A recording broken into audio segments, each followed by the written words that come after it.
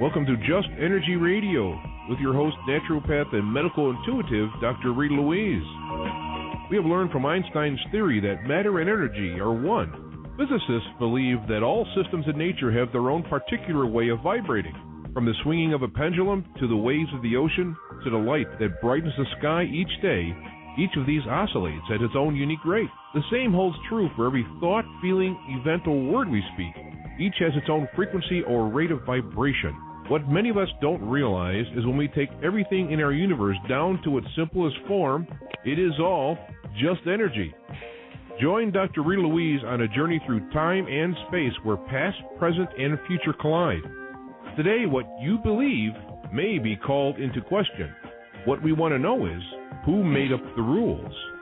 Be brave and step outside the box. We are about to turn our world upside down and venture into the unknown. Hold on. We are departing our own beliefs and entering alternative realms. Enjoy the possibilities.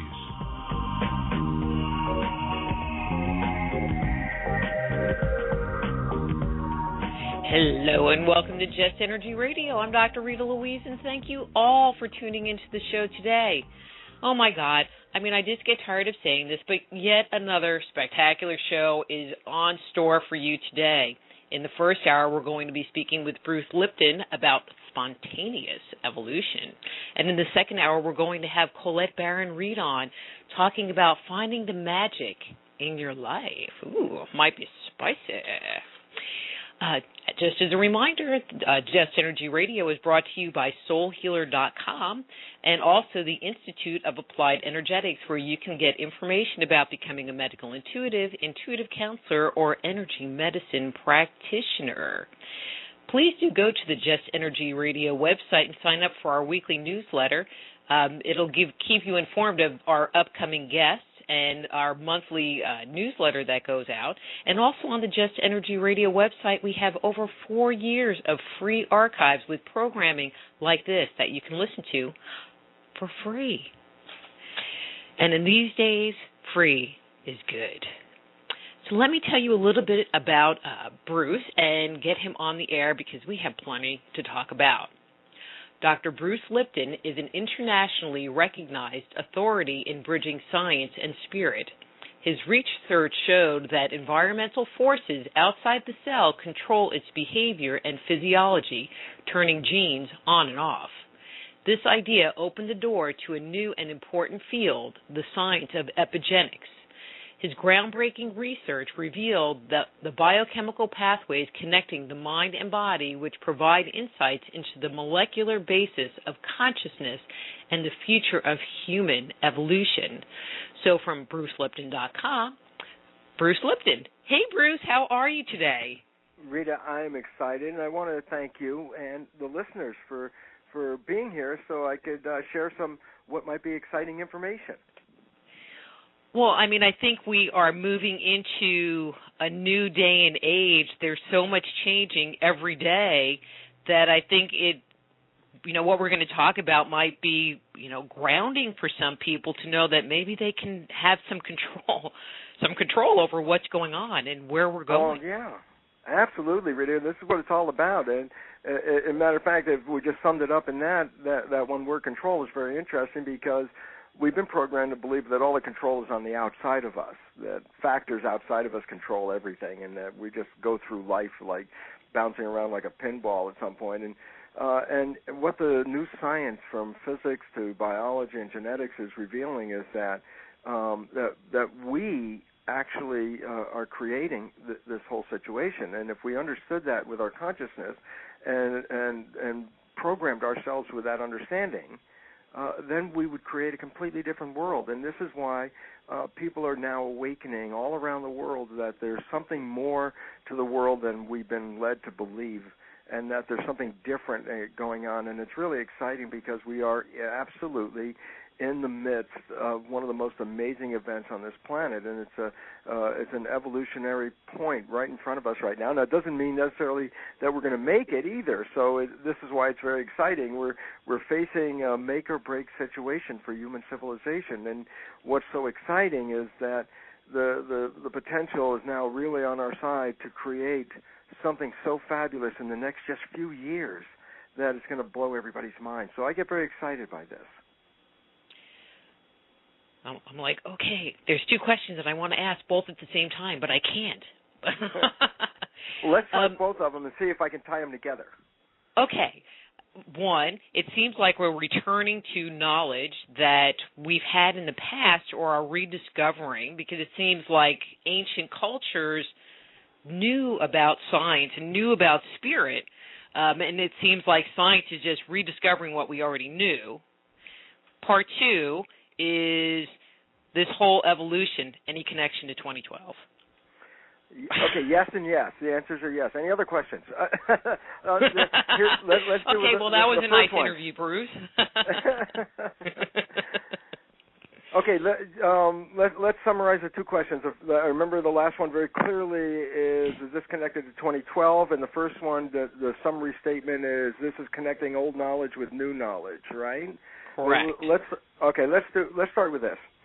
In 1925, physicists changed the perception of the mechanisms of the universe. And mechanisms is mechanics, and physics is the word that means mechanics. So when you say Newtonian physics or Newtonian mechanics or quantum physics and quantum mechanics, what you're talking about are the mechanisms, the principles of how the universe operates. In 1925, the rug was pulled out of the conventional belief system that we were essentially in a physical universe comprised of little marble-like structures called atoms, and that's what created the physical world. And in 1925, a new physics came in and completely undermined that whole understanding, because when they looked into those so-called marbles, those so-called little physical atoms, what they found was that there was nothing physical inside an atom. An atom was comprised of little vortices of energy, like little nano-tornadoes of powerful energies inside an atom, that there wasn't anything physical. And why that became relevant is because it connected us with the rest of the universe that Newtonian physics wasn't interested in, and that is the invisible part of the universe, because it shows that the information, the energy in what the physicists call the field, influence and actually are primary in governing the physical world. The invisible world governs the physical world. So it's interesting because physicists today use the term the field to describe this energy, and the field means invisible energy forces that influence the physical world. And it's interesting because it's the same definition that spiritists have used for 1,000 years or more, that spirit is invisible energy forces that influence the physical world. So it's not a coincidence that we're coming back to a time in ancient history where spirit was recognized as a force in influencing the way that we live. And quantum physicists have come to the same conclusion. So we're reuniting spiritualism and science under the same umbrella, which is so important because the evolution that's in front of us is an evolution not of the physical realm, but more of the energy realm. And now that we start to recognize the power of the energy realm, like the ancients, like the Mayans, who knew they could read the energy, the fields, and they could read how they change over time, knew that this is a time of an energy change for the planet. And that's why it's sort of like, which I refer to amusingly, I hope, as the Etch-a-Sketch evolution. And basically that's that toy, that Etch-a-Sketch, where you use little dials and you create these beautiful images on the screen, and after you have all the images, just shake the Etch-a-Sketch box and it's all erased and you can put some more on the screen. So I call it the Etch-a-Sketch evolution because we create an evolution, and then at some point it reaches some level, and then somebody shakes the box and a new evolution is going to be created. Well, we're in the shake mode right now. We're in a mode that is connected to our energy in the field, astrology, because astrology is energy in the field that is influenced by the planets and the sun, which is, of course, the most powerful energy influencers in our living world. I mean, we have so many like radio telescopes and all those electronic devices reading all the signals coming from space. Yeah, those signals coming from space are going through a change right now, and they, as quantum physicists recognize, are influential in shaping the world. So there's a quantum physics astrological reason for 2012 as a punctuation mark, and we're converging on an evolutionary story that is a repeat of an earlier evolutionary story, and it's very interesting because we live in a universe called a fractal universe. The geometry of the universe is fractal, and geometry means how you put structure into space. So when you're looking at the planet or nature or the solar system, you're looking at structure in space. And nature has a special geometry called fractal geometry. And so you can throw numbers into a fractal equation and create animal, plants, different organic forms just from this geometry, because that's what nature uses. But what's most important in this fractal geometry is that the images that are made in this geometry are repeated at higher or lower levels of the organization. So at any level of the structure, you want to look at atoms, molecules, cells, people, civilization, the planet, the solar system, whatever level, the images are repeated in a self-similar way. That is a characteristic of a fractal. And you say, well, that's interesting, Bruce, what the heck are you talking about? And I go, what the fractal geometry implies is an ancient spiritual wisdom, as above, so below. And it becomes a physical reality in our world. And what it also represents is if you can see the patterns in nature, they repeat themselves. And if you can see it at one level, you have insight to another level. So the fact is this: we are replaying an evolutionary history, and we're at a very, very precise stage in our evolution right now for the evolutionary jump, because it happened in the past. And I'll give the story very simply. I hope I'm not confusing people. Rita, is this? I'm following you. Okay, cool. Nope, I'm good. So it goes like this. The pattern of evolution that a lot of us are familiar with is vertebrate evolution, which is like starts with fish and then goes to amphibians, reptiles, birds, and mammals. And this is the characteristics. Each one of those organisms represent characteristics of living species. And why is that relevant? Because what's evolving now, and this comes to the punchline of the whole story, is not the human being. The human being evolved 200,000 years ago or more. The physical body, that's what it is. That's what we are. It's like, look, cockroaches evolved 300 million years ago. They're still exactly the same as they are, because once they evolved, that's what they stayed. So humans 200,000 years ago became us. But the evolution that's in front of us is not a change to the individual human. It's a change in how humans relate to each other. So, in other words, the first organisms on this planet were single cells, like amoebas, and they were just moving all over the place. But they learned to form communities and then organize themselves in their communities. Well, the communities of amoebas are called plants and animals. A human is a community of essentially 50 trillion amoebas. The cells that make up our body of the living entity, the human body, by definition, is a community. So what happened is the cells evolved and then joined into a community to make a human body. The human body evolved, and then the humans joined in the community to make an organized structure which is evolving, called humanity. So what's evolving is not the human being individual. What's evolving is the collective nature of all humans recognizing they're part of one superorganism called humanity. This is the wake-up call that's going around the world, that people can't just do whatever they want anywhere they want, because they're affecting lives everywhere else. So it basically says all people, by definition, have to cooperate and work in harmony with each other to create the harmony and balance in the planet. So the awakening call is, okay, I know you see separate nations and separate tribes and communities and all that, but basically it's going to come down to recognize there's one thing called humanity, and all the humans are the equivalent of cells. We are each cells in the body of this evolving organism. And then I say, okay, now humanity is an animal and it evolves, I go, then if there's a pattern, which there is in fractal geometry, then human civilization's evolution should parallel the characteristic stages of animal evolution because we're a specialized animal.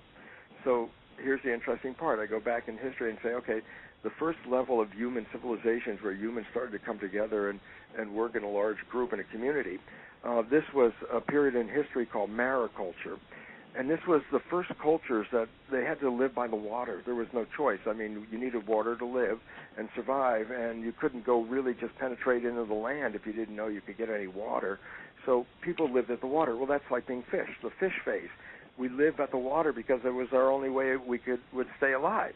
The next phase of evolution, fish went to amphibians. Well, amphibians were able to take the water onto the land with them. Well, that's when civilization jumped from mariculture to agriculture, because once we learned how to manage the water, then we were able to penetrate deep into the land. And so the period of agriculture was like the equivalent of the amphibian phase of human civilization. Then comes the reptiles. Well, the reptiles are like little machines. They're almost those lizards and things are almost digital. If you see them move, they're actually machine-like in their superior ability to, be on the land as compared to the amphibians. So, what's interesting is the machine-like reptiles. When civilization hit the reptilian phase, that was the industrial age, where we started to become more mechanistic in our world.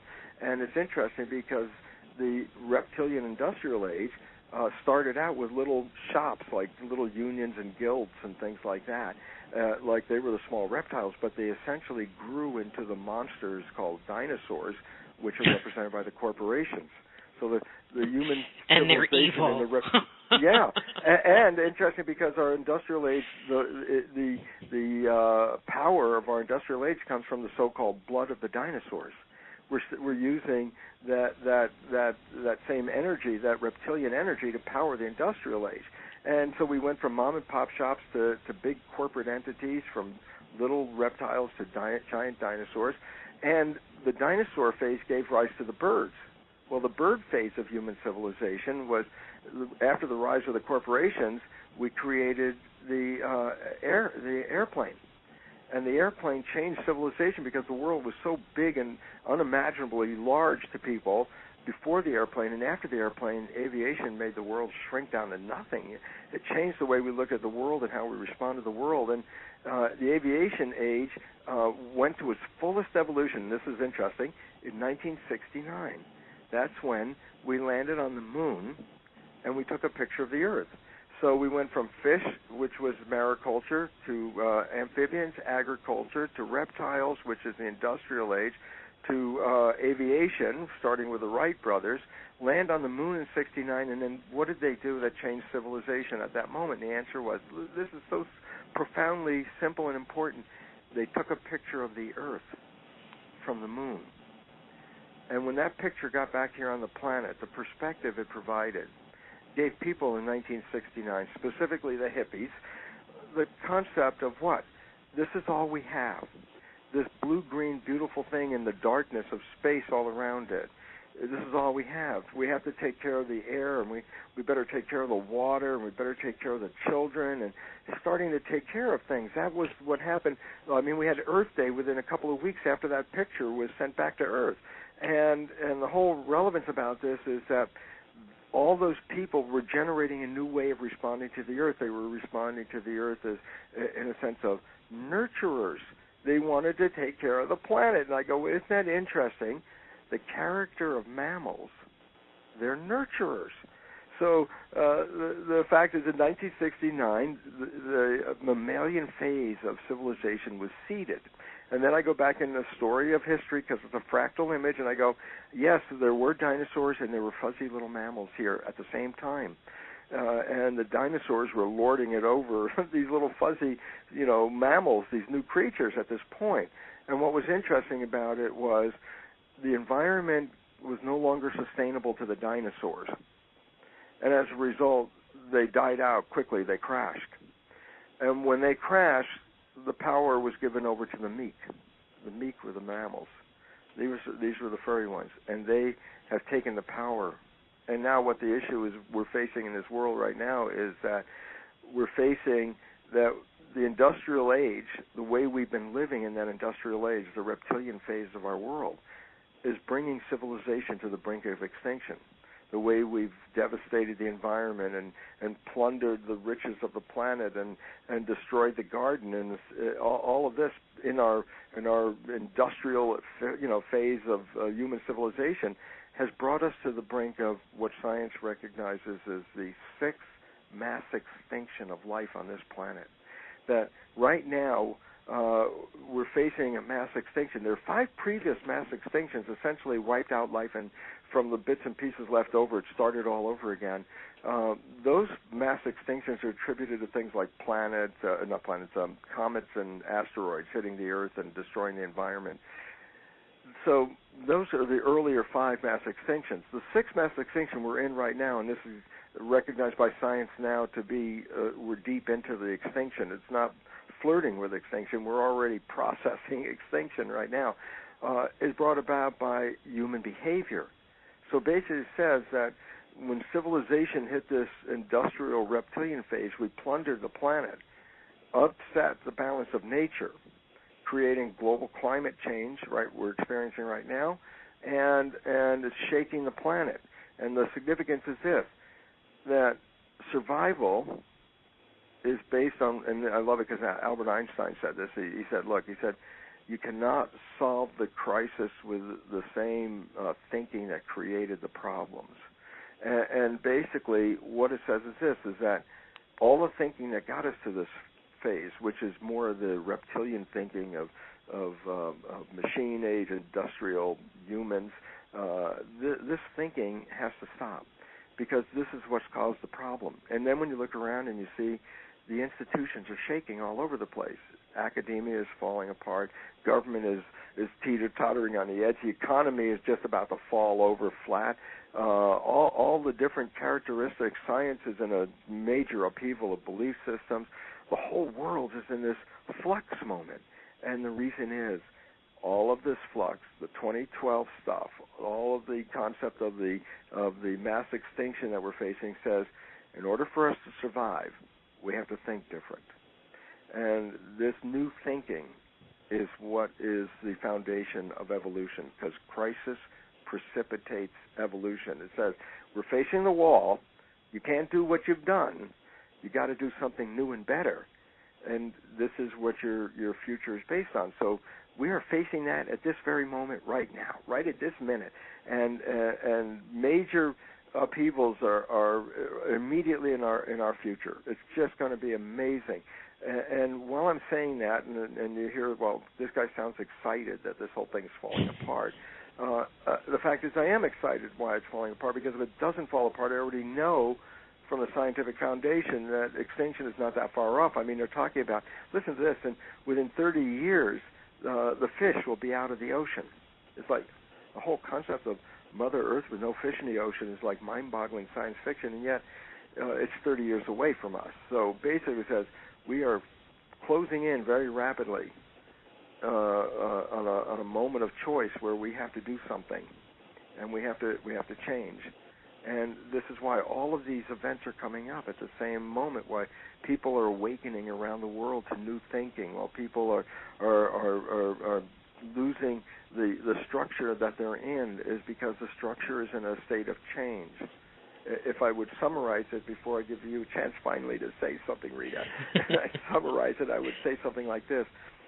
Cells are miniature people. By the 50 trillion cells in your body, almost every one of them has every function that you have, respiration, digestion, excretion, nervous system, reproduction system, immune system. They're miniature people. They live in a community and all this stuff. Well, the fact is this. Think about cells in a caterpillar, and this caterpillar is growing every day, and the cells, they have different jobs. Some of them work in the transport system. They're part of the circulatory system. Others are in food processing. They're part of the digestive system, energy production. So all the cells are doing jobs in their community inside the skin of a caterpillar, and so there's billions of cells, and they're all working. The caterpillar's growing, and every day the cells go out, and the robust economy, things are moving along, and then one day all of a sudden it stops eating. It slows down.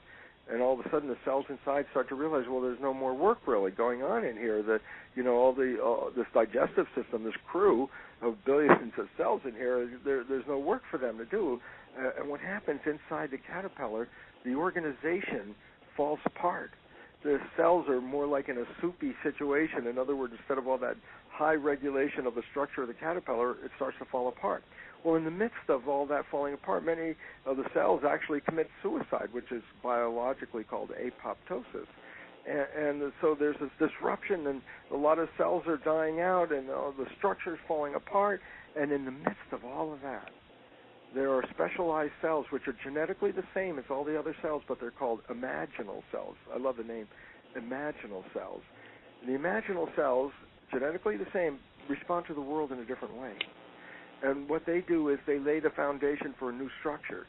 And all the cells reorganize around the structure built by these imaginal cells and all the participants. And in the process, they take the caterpillar that was falling apart and create the most fabulous butterfly with a much higher level of evolution. I would think if they were American cells that they would just file for unemployment. Well, I have to tell you, if you were in the midst of that caterpillar in the transition stage, you'd be looking around going, what's going on around this place? And yet I have a feeling that's exactly what people are going to say within the coming year. Mm-hmm. There are people, I won't point fingers or name names, but there are a lot of people that look at I don't like to have my show be a politically driven show, but it seems like based on what you're saying, we need to go here, that look at our current political system. We have an election coming up in 2012. Even the last few elections, people look at who is running, and there's not anybody that you really want to pick, so you pick the lesser of the evil. And when you talk about implementing or bringing in these new beliefs and these new behaviors, there's not anybody out there that is even thinking about going there or going there at all. And there's just so much resistance, I guess, from the government. Rita. And I guess my feeling is that short of it falling apart and bringing in a new group, we're like that caterpillar with them suicidal cells. Just absolutely. Well, but like your show is a presentation of an imaginal cell. You're offering in the midst of the chaos new information and new vision about how to adapt and adjust to the new world that we're moving into. This is what it's all about. So basically, and then you say, well, yeah, but I don't see a lot of it on TV. And here's the interesting part. It's funny because the media doesn't want to cover this side of the story. The media makes money off the fear side of the story. So the media is not about to tell you that there's lots of us out here that are ready to make a jump into another way of life. That just millions of people are awakening to that they're more than just their genes and their biochemistry. That there's other awareness about what's going on. So we have to keep that in mind, that there are so many of us, and yet there's no outlet to show that we're here even, because it's not the subject of the conventional media, as I said. So basically, this is a very hopeful sign, and that we're looking at the falling apart of the system. Now, I didn't say that it was any easier to be aware of the falling apart or not aware of the falling apart, because when you're in it, it's like you look at it and you go, oh my God, what idiots. This country, people that with no qualifications at all. Completely like the concept of being a president of the United States is not like a game show reality contest. It's the way it looks right now. And yet I look at it and go, but why? And the answer is because we're in a process of collapse. There's nothing that's going to save it right now. It's like that's not a dismal thing. That's actually great because it's going to provoke us to do something different. And the fact is the debt that we have is beyond anything we can pay, and therefore the concept is very simple. We've over-indebted ourselves to the extent that there's no way we're going to pay for this. And basically it says everything has to stop and we have to do it again in a different way.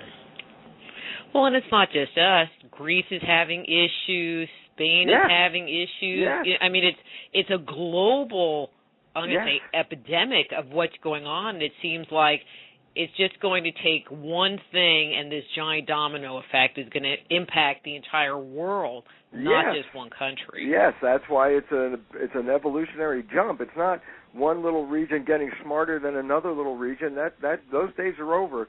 Either we make it as a collective reality that, look, we must rebuild this in a different way, or just, enjoy the sunset, as you might want to say that. But I'm very optimistic because I know there's so many of us out here that are ready to do it in a different way, to do it more with more health and more soul and more spirit and more love and all that, to create a world on a different level, to finally recognize that every human is a cell in the same body, that any time we start attacking each other, it's the same as inside a body when cells attack each other, which is called autoimmune disease.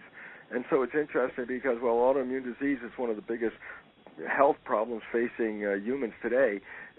Humanity, as a collective organism, is experiencing autoimmune disease because of the collective nature of the cells fighting each other. And until we come to this reality that all humans are part of the same organism and start treating each other as loving family, then we're in a strange world. And so what's the evolution? The evolution is to find out more who we are so that we can incorporate ourselves in a much more holistic and healthier way into all that is. And this is the evolution. And yes, it's happening all over the planet because it's imminent. That's the point.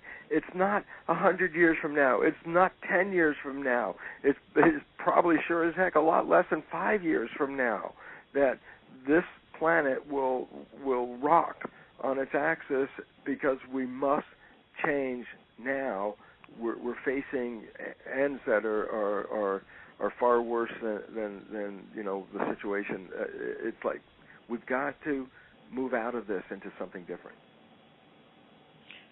Your comment about the fish, about the oceans being fished out in 30 years, I don't think it's going to be 30 years, but that's still a shocking realization of where we are on a natural resource level on this planet. I mean, you say fish, but then there's the whole wood industry, paper, building materials. I mean, that industry,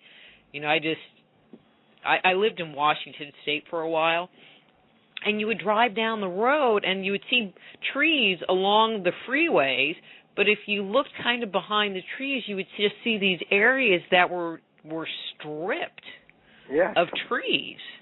And that's small compared to the rainforest devastation, and the rainforest plays a much more important physiology on our planet because it's the primary place of filtering the air, and we're decimating the equivalent of the lungs of the planet. So, in a sense, I guess the planet is almost has a bad case of emphysema brewing right now because we're destroying the respiratory system.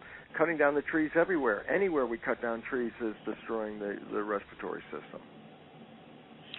Well, and then there's the water. Oh, my God, the water. And the drugs that we stick in it. Whew.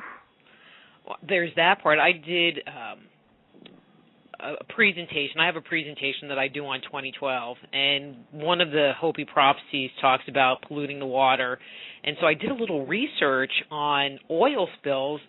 I thought there was the Exxon Valdez and the thing that happened in the Gulf, and that was it.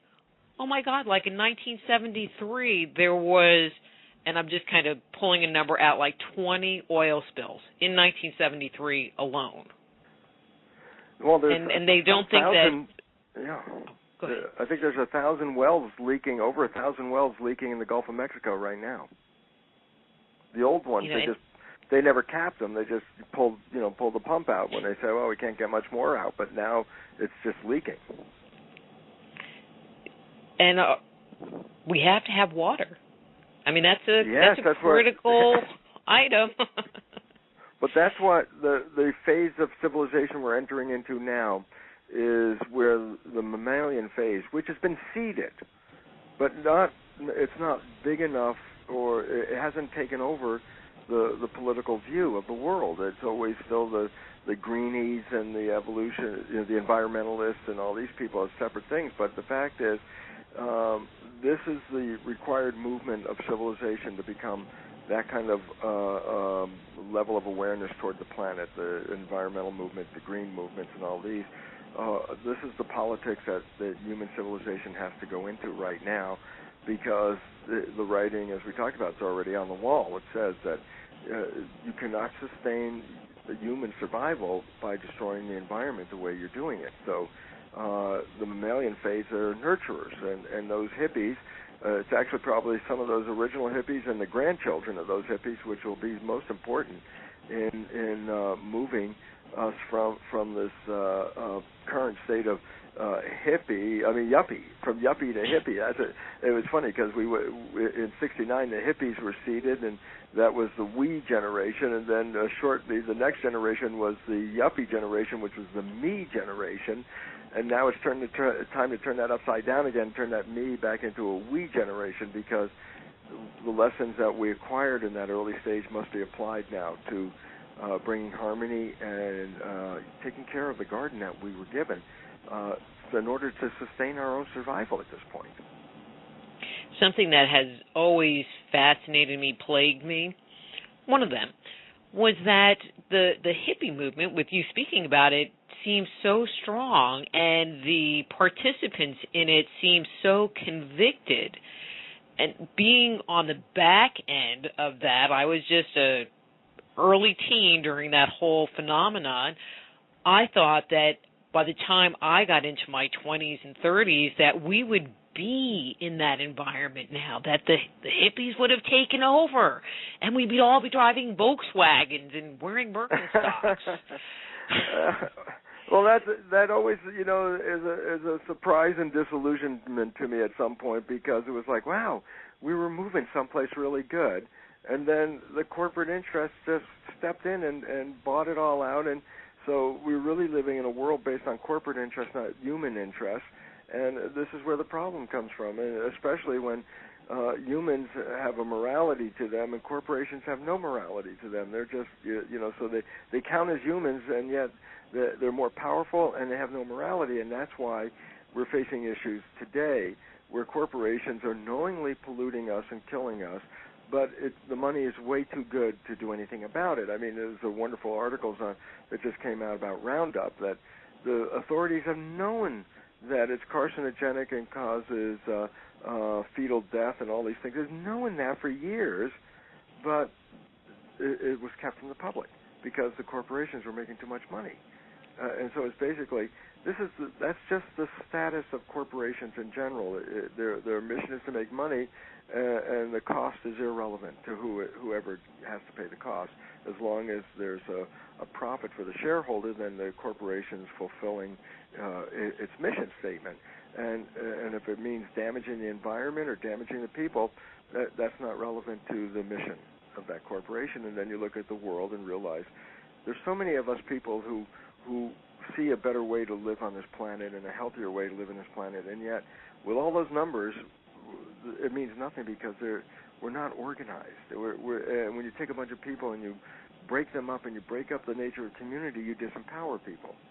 So there's just the people running our world are few in number, and the massive number of people are just totally disempowered, watching all this go down, and it's their lives that are the ones that they're paying the cost for these things. So it's time for a wake up where people recover their power by learning how they've been programmed to be disempowered, and that's what the Biology of Belief book that I wrote, and I also expanded upon that in Spontaneous Evolution, because of the nature that we are essentially programmed by other people the first 6 years of our lives in that subconscious mind, and then we find that 95% of our cognitive activity comes from that subconscious mind as opposed to the conscious mind, and this creates all our problems because the conscious mind is what's on the radio with us all right now. We're all being conscious and thinking and in processing and using creative thinking and all that, and yet we only use that mind about 5% of the time. Neuroscientists say that we just use the habits and behaviors that were programmed into the subconscious 95% of the time, and this is where the problem comes. when we recognize that the first 6 years of our lives where we get programmed, we're programmed by other people's beliefs. And therefore, those beliefs then turn out to run the show 95% of the time. So here we are in a world struggling to find what we want and get what we want, and always running into resistance, but it turns out it's because we've been programmed to be disempowered. It's interesting how you phrase that. In my practice, I mean, I do counseling work and medical intuition stuff. What I see the most with clients, and I'm going to say over the last 5 years, are people really wanting to figure out who they are and what they're about, and to be able to separate what their beliefs are from the beliefs that they are programmed with. Now it's all kind of coming together for me, Bruce. Well, it is. It's funny because a movie called The Matrix came out, and I went and looked at it, and at some point I realized, oh, my God, this is actually a true story about how we're programmed, and you could take the red pill or the blue pill, based on you want to get out of the program or stay in the program, and that's the choice people are making now with their consciousness. They're trying to say, do I stay in this old belief system, or do I seek other knowledge and other awareness about life? And we're finding more and more people are seeking alternative answers, because the conventional answers are not answers at all. The conventional answers are what are causing the problems. So the quest for new insights is coming from the public, and yet it's interesting because science is providing amazingly new insights about how powerful we really are. So we're getting an intention from the public to become more powerful, and the wisdom from New Age science that reveals how powerful we really are, and exceeding anything we ever imagined. So this is part of the evolution.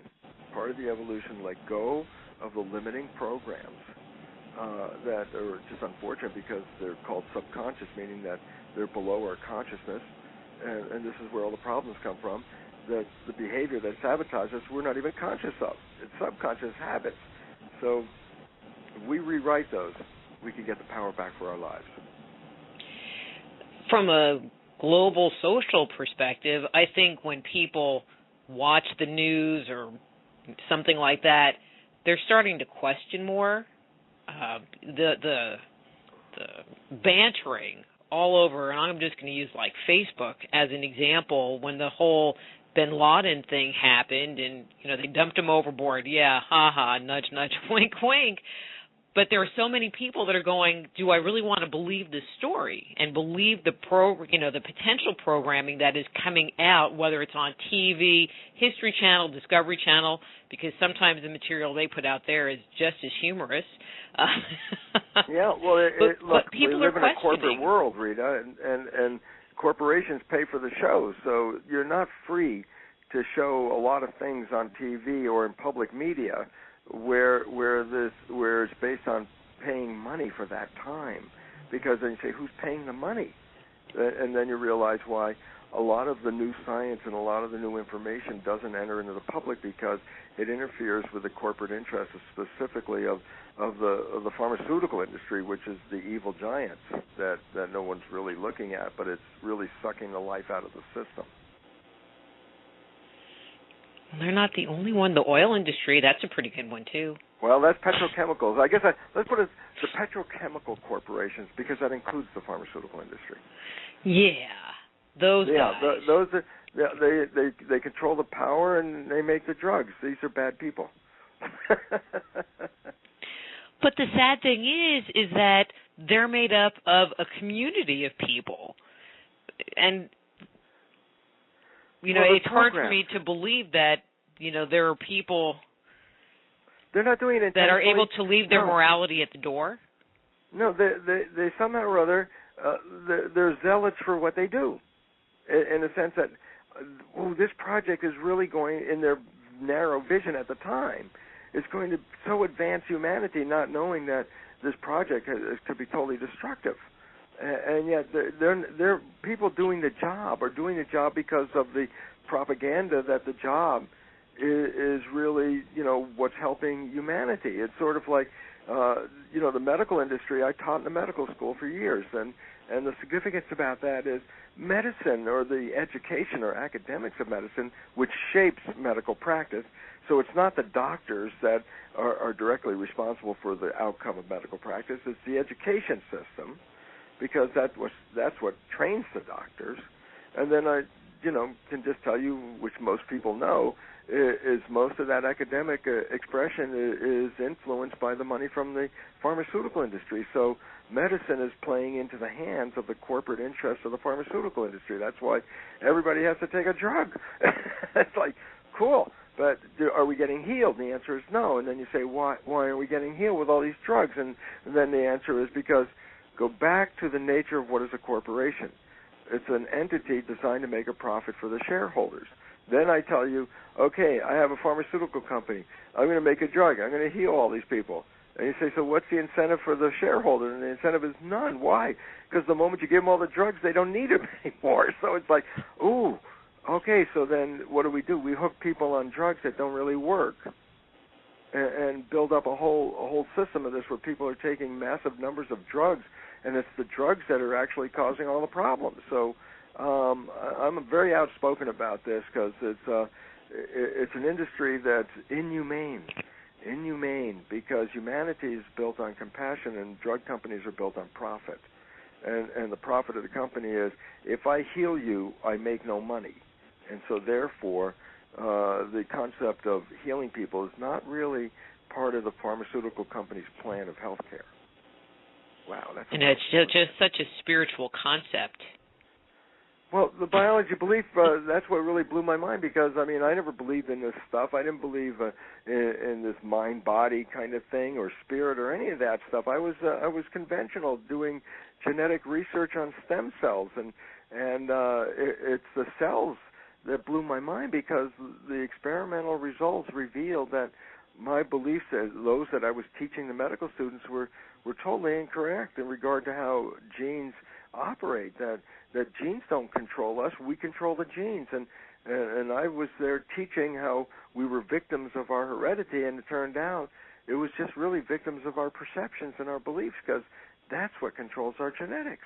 So it's like, oh my God, I'm turning people into victims when they were actually started out as masters, because we have the ability to change our environment, change our perceptions, and the environment and the perceptions we deal with are directly related to our state of health. So we are totally influential in controlling our health.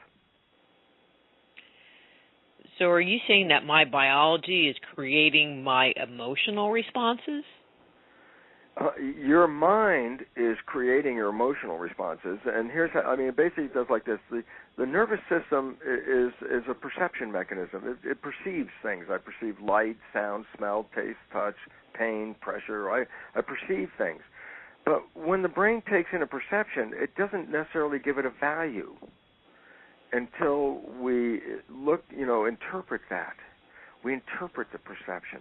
Well, the interpretation, that's a variable based on every individual. So we can all, get 10 of us in the same place, have the exact same perceptual experience, and then have 10 different feelings about it. So basically it says, oh, look, there's the perceptions, which are the direct reading of the environmental information, then there are interpretations. And the interpretations are acquired through our learning and our experiences. And therefore, if we have misperceptions, in a sense that we have a perception and then and read it incorrectly, then we can distort a signal from the environment, make a signal that would have been positive negative just by the way we perceive it. So basically, it says, then how do I know what my response is? I'm creating a neurological response to all the stimuli, and yet I'm getting feedback from my system, because when I create these responses, I release chemistry that then is experienced as emotion.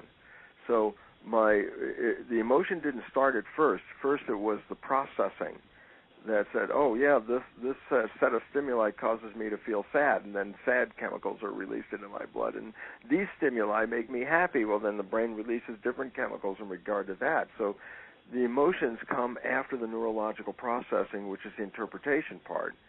And the perceptions are the real part, but the interpretations can vary how you respond to it. No two people see the world in the same way. That's basically what it says. So it says that perceptions are variable from person to person based on their personal experiences or their collective cultural experiences.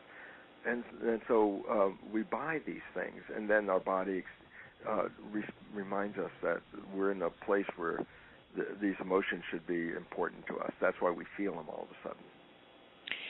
Then let me ask you this, because we have about 10 minutes. Yes. Where we are now, it seems like most people are in a state of fear or in a state of anxiety. Yes. And what can we do based on our beliefs? I mean, you're providing some great information. I love the Etch-a-Sketch analogy. But what can we do to shake that Etch-a-Sketch and wipe our mind clear so that we can change our internal beliefs and not be in that fear and anxiety? Okay, the first thing to recognize is this. There are two minds that collectively we call the mind, the conscious mind, the subconscious mind. They're two different entities, but they influence how we respond to the world and our experiences in the world. So if you understand how they relate to each other, then it's important because we want to deal with our response to the world. So here's the most important thing. The conscious mind is the seat of your identity, your source, your spirit, your personal character. That's you in the conscious mind. The conscious mind is creative mind, because it can look into the future and therefore create a vision of a future, or look into the past, and or just the conscious mind can disconnect when you solve a problem in your head. The subconscious mind is the conscious mind is creative. The subconscious mind is more a habit. It's just like a tape recorder with a playback. So it records experiences and then when you get the same stimuli, you push the button, and then those behavior patterns play over and over again. And the relevance about all this is that while the conscious mind is creative and connected to you, the subconscious mind is basically programs, and then here comes the critical part. But the fundamental programs that are downloaded into our subconscious mind, which occur during the last trimester of pregnancy and the first 6 years of our lives, our brain is not operating at a conscious level. Our EEG activity of the brain is below consciousness. It's at theta. That's a child's brain state. It's a state of imagination. That's why the children are so preoccupied with imagination. Well, the point about it is this. The first 6 years of your life, you download how to respond to the world by observing your parents, your family, and your community. And you take that data, and it's just written straight into your subconscious programs. So now I say, you go out in your life, and I say, your wishes and desires, your creativity is in your conscious mind, your habits are in your subconscious, and your basic habits came from other people. And then I tell you what neuroscience now tells us, and that is we only operate our lives about 5% of the time with a conscious mind. 95% of our behavior is driven by the programs in the subconscious. And I go, oh my God, but most of the fundamental behaviors in the subconscious came from other people's beliefs. And that's where the problems come from, is that we go out in the world, see what we don't like, our conscious mind takes it in and goes, oh my God, we could create something better, I could read self-help books and do all these things. I go, that's really great, but that's not how the subconscious mind learns, and therefore whatever programs are in your subconscious mind, stay in that subconscious mind until you do something very specific to remove them. So what's the point? The point is, you can educate your conscious mind about all the right things you should do and how you should live and everything, all the new agey stuff, whatever you want. I say, that's really cool. I say, does it change the subconscious program? The answer is no. And that becomes important when you start to recognize, but 95% of your life comes from the subconscious program. So while you can highly educate your conscious mind and be so aware and so creative with it, and then you look at your life and it's like, but it's not going anywhere. It's in the same place. I go, that's because all that creativity doesn't translate into a change in the subconscious program. You have to do something to change the subconscious program because the conscious mind is not directly connected to the habit mind. And therefore, just because your consciousness becomes aware, it does not change the original behavior. And again, emphasizing that the fundamental original behavior is not even yours. It was downloaded from other people. So it's like, to get our lives back means we must go back into the subconscious with an effort and a process, and start to rewrite the limiting and disempowering and self-sabotaging beliefs that we've been programmed with. And almost everybody is programmed with these beliefs. And so our evolution that we're facing right now is when we get our creative conscious mind to rewrite the limiting programs in our subconscious mind, then we can manifest heaven on earth. And then you say, but Bruce, that's like a big dream. And then here's the closing minute if I get it in here, Rita, and it's very quickly, it goes like this. It says that most people in the audience at some time in their lives have fallen head over heels in love with somebody. And I say, go back to that time if you could, just think about it. I say, were you healthy? And the answer is almost always yes, fabulously healthy. And I say, do you have energy? Yes, tremendous energy to enjoy life with. And I say, was life so beautiful that you couldn't wait for the next day? It was so great in that honeymoon. And it was sort of, yes, this is true. And I go, well, then during the honeymoon, which I call a honeymoon effect, you created essentially heaven on earth for yourself. I go, yeah. And then I tell people, that was not an accident. That was a manifestation. You created heaven on earth, and I tell you how you did it. And the answer is when you fall in love, you don't let the conscious mind wander. It's the first time in your life where your conscious mind doesn't want to travel. It loves being right here at the moment, taking it all in. So guess what? It's a period where you're not running from the subconscious programs. And what's the relevance of it?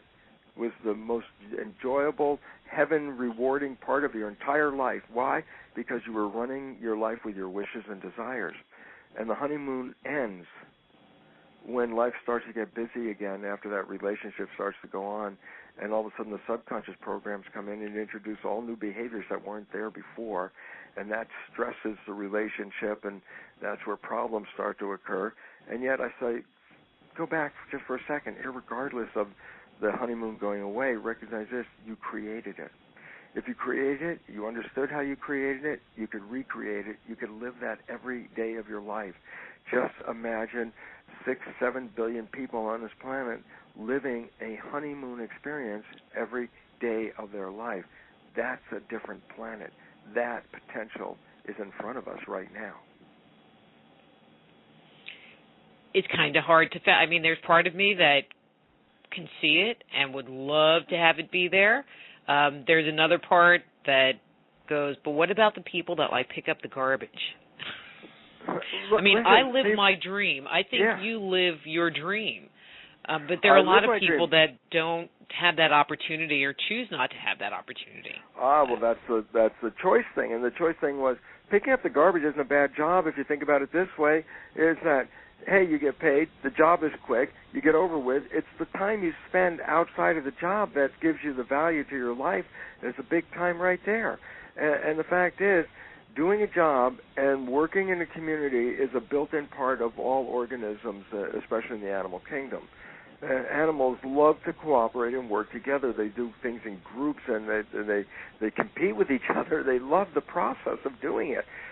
Humans have, failed to look and say, oh, but that's a bad job or it's a good job. It's like, hey, the rent's paid, you got a love life, you have friends, you have community.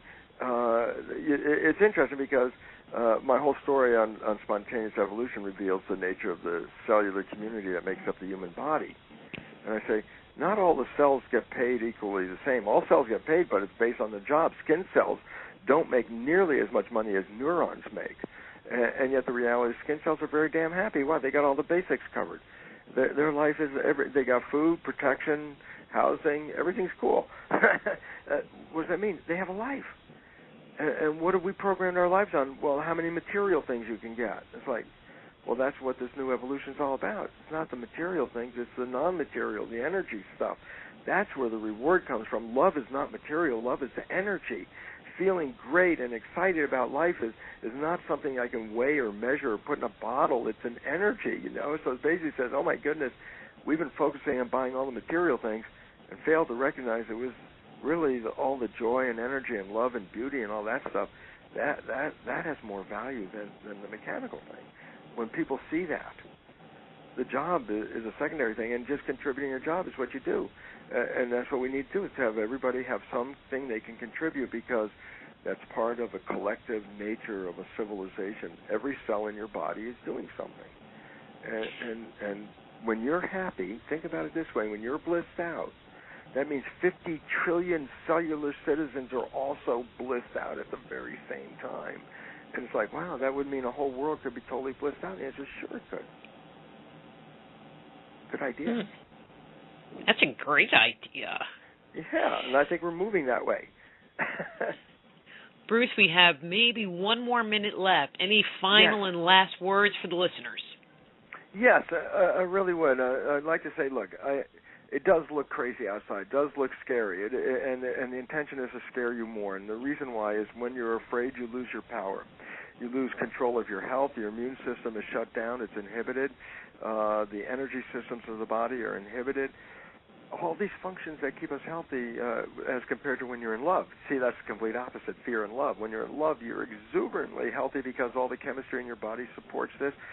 But when you're in fear, the chemistry of your body shuts down your health and compromises your immune system and your intelligence. And what I want people to recognize is to really thrive into the future is to let go of this fear and stuff like that and start to look at we are moving to a much better place and be hopeful. Bruce, there's the music, which means our time is up. Thank you so much for coming on the show, and we'll have to have you back. You're always fun to have on. Rita, I so appreciate the opportunity you give me to talk to people, so thank you, and thank you all the people that stayed on to listen. I appreciate that. Thank you. All right. Thanks. That's Bruce Lipton. His book is Spontaneous Evolution, brucelipton.com, and we'll be